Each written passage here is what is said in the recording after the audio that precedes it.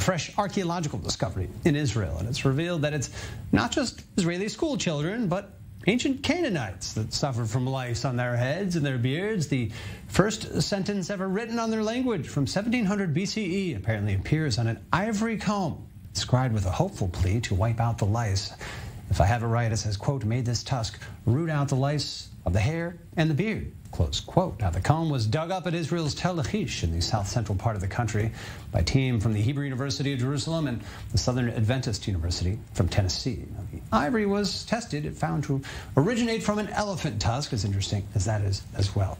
And we're joined by Dr. Matlin, the research associate from Hebrew University and the author of Crossing the Threshold, Solomon's Temple, and more. Thank you for joining us in the studio. It's exciting to have you. Thank you, David. I have to start. Tell us about this find. I mean, a fairly recognizable artifact, I would say, at least to any parents of small children out there, this Sure. lice comb. So, I mean, it's something recognized about this. How long did it take for you to identify sort of what it was?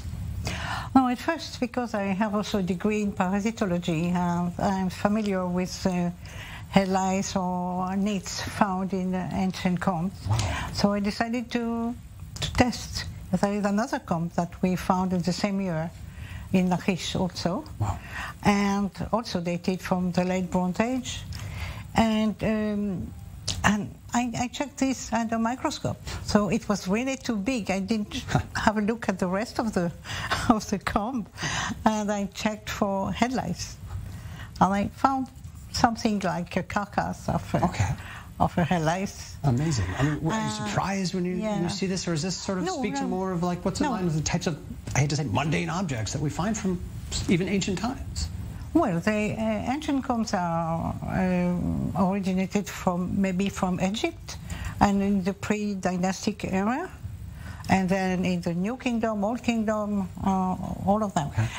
But so maybe it comes. We have been influenced, Canaanite have been influenced by Egypt. Wow. But anyway, then I wanted to finalize this article about combs, and I wanted to take a picture. I had a new iPhone. Okay. Pro. Good camera. Yeah. Yeah. So I wanted to test it and said, okay. And because I am very difficult with myself, I didn't like the photo I took. Okay.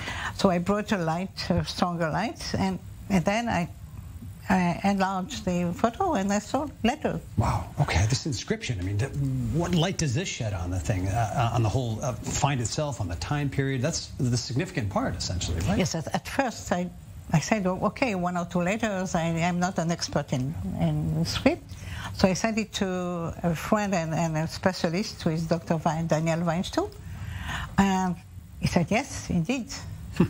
So I went to Professor Garfinkel and I said, you know what?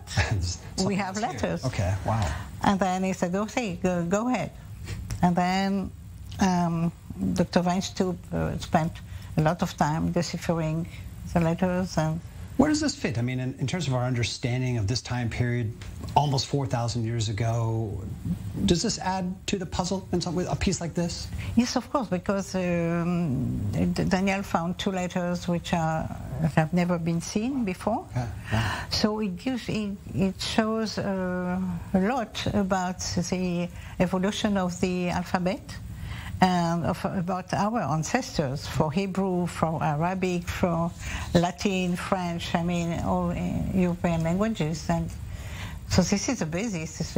So fascinating to us, and the imagery is great that comes with it. So I think we have you to thank somewhat for some of those photos there. The initial images of this, it's a fascinating find. I know there's a lot of things turning up all the time.